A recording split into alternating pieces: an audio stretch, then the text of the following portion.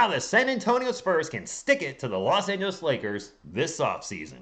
I don't ever slow up, no I don't take I got no love for the fakeness. If you wanna play tough and wanna hate this, I'll always show up and make a statement.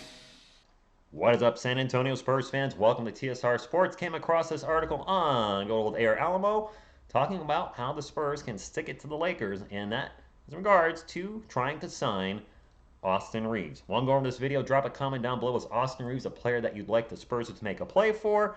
Would you stay away? Haven't seen a lot of his game. I know he was phenomenal in the playoffs. Hit a thumbs up if you like support the channel, and subscribe for more Spurs content, more NBA content too, some UFC stuff.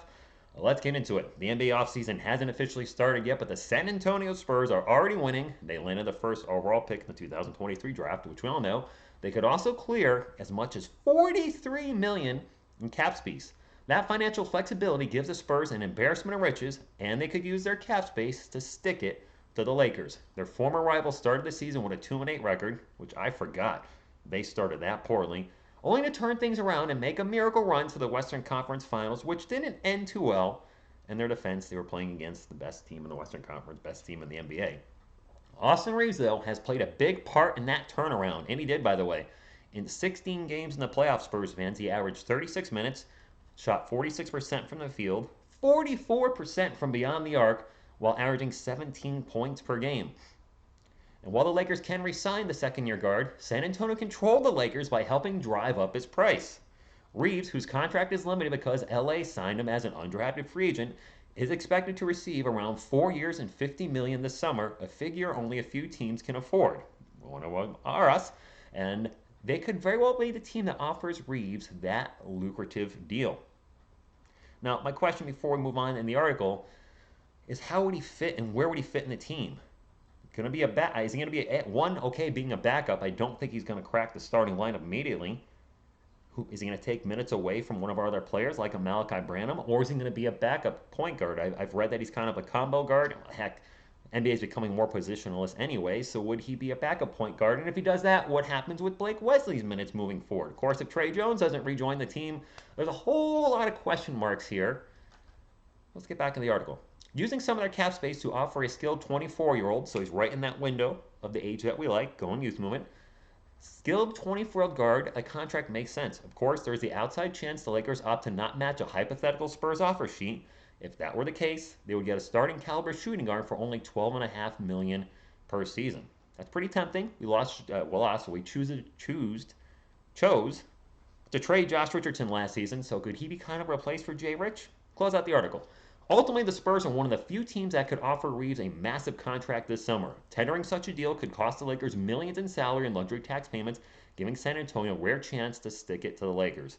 This is intriguing. This is not the first place I've seen an article about Austin Reaves. I think I saw this on Sports Illustrated too, reporting that maybe this is a player the Spurs should go for. The questions remain that I asked earlier, how would he fit with the team?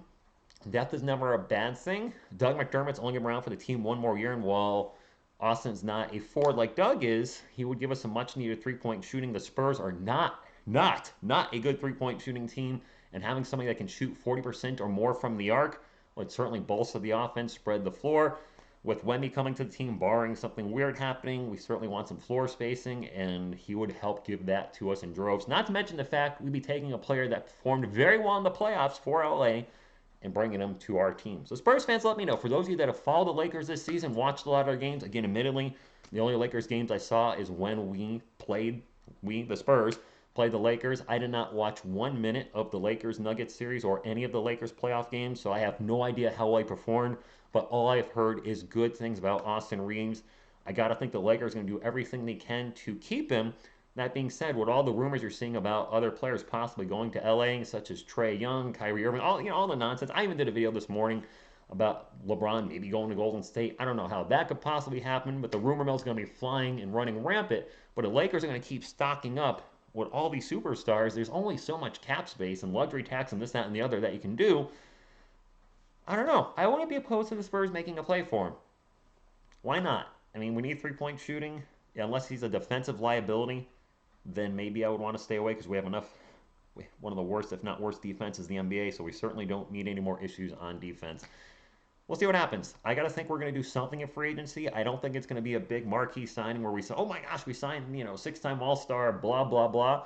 But I think we're going to go for quality young players, those type of players that are beginning to come into their game, like an Austin Reaves type player, players that are going to help, you know, players like a Julian Champagny and Sandro Malikashvili. Maybe not players that have that as much limited action on the court as them, but players that the Spurs can continue to develop, where they see progress, where they see development, and say, hey, those guys, they're good where they are now. We can make them even better. Short video today. That's all I got. I got a new outro, so let me know what you think. I wanted to change it up. The other outro was back from like 2019, and I was like, time to switch things up. So here comes a new outro. Thank you for watching, and as always, go Spurs, go! What the heck? What is this doing out? Weird. And when I feel like this, I'm immortal. When I feel like this, I'm immortal. When I feel like